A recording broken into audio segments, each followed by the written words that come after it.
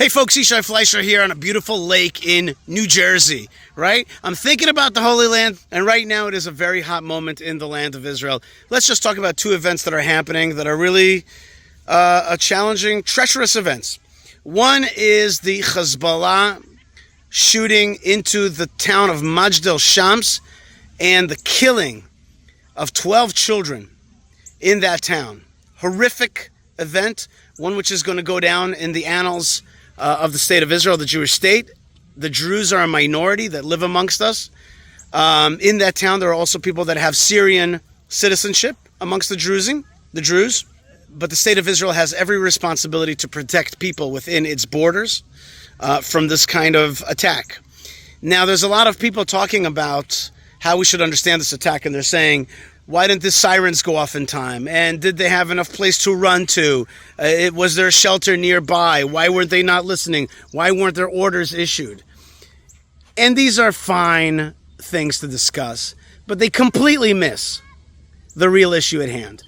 The issue is that we have allowed over the past 20 years, if not more, the buildup of a mechanized army against us, an armament, a missile system designed to annihilate Israel to the tune of 150,000 rockets.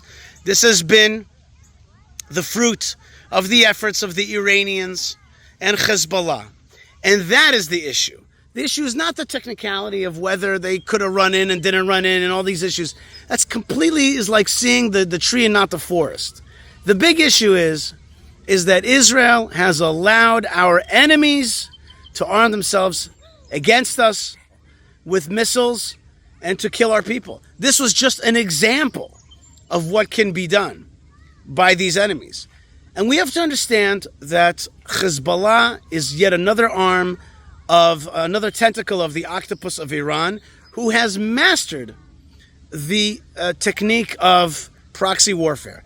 That proxy warfare is what they've built up in South Lebanon, in Gaza, in Yemen, and in Iraq, and pretty soon coming to both Jordan and also a campus near you. They are masters at creating proxy warfare. Therefore, the issue at hand is not the way that they did it, but the fact that we've allowed them to build up under our noses, just like we did in Gaza, a humongous armament that can kill, will kill, does kill. So to me, there's no surprise here. There's nothing that is like shocking. This is exactly the capability that have built up. We know about it, and we have allowed it to be built up and have done not enough. I don't know if I could say nothing, but certainly we have not stopped that buildup. That's the issue, and that's what we should be talking about, which is to stop that buildup, to get rid of those missiles, and make sure that that whole area is no longer a threat to Israel. That's the way we have to do it. And any less than that, any deals, any understandings, any of them, pushing them back a few kilometers where they'll develop missiles that can go further into Israel through technology, that will be a waste of time. So let us be real with what needs to be done to take care of the enemies of Israel. So that's number one. Okay, the next issue is certain elements within the Israeli army trying to go arrest Israelis in a place called Sdei Teiman. And what's going on is that there was an effort to try to arrest some Israeli soldiers for claims that they are abusing the terrorists that are being held there. And then average Israelis kind of snuck into that base and started pushing back against those arresting forces. Why? Saying, listen, now's not the time to be publicly arresting soldiers. You want to have a quiet inquiry. You want to strengthen the way that soldiers should treat the prisoners. Things need to be tightened a little bit. Good, do that.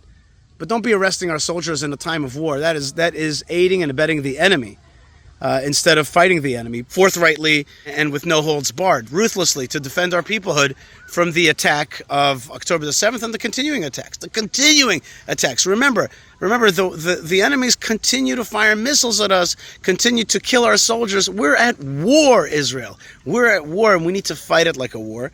But when the state of Israel has elements in it that don't want to defeat the enemy and are weak towards the enemy and don't understand that this is also a psychological warfare against the enemy and not a psychological warfare against our strong soldiers and our strong peoplehood, when we fail at that, well, people are going to get angry. because we're right. People know what happened October the 7th, and they want our forces, our police, and our army, military, police to work on getting the bad guys and not hamstringing ourselves and weakening our soldiers' resolve to be tough against the enemy.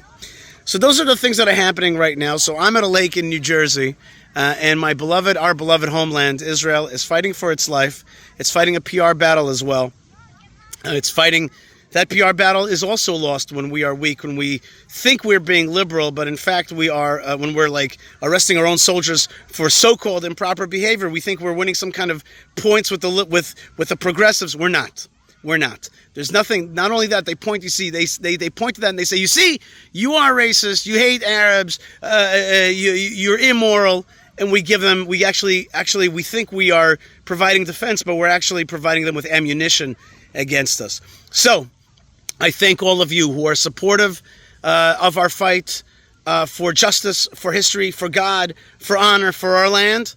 And we got to keep fighting right now. We got to give each other the strength, because there's a lot arraigned against us. And yet there are millions of people that stand strong with Israel. Israel has to know that.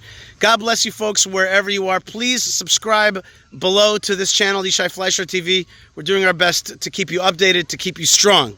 Not just updated about the news, but also updated spiritually about how to keep fighting this spiritual battle. God bless you wherever you are. Lots of love and shalom.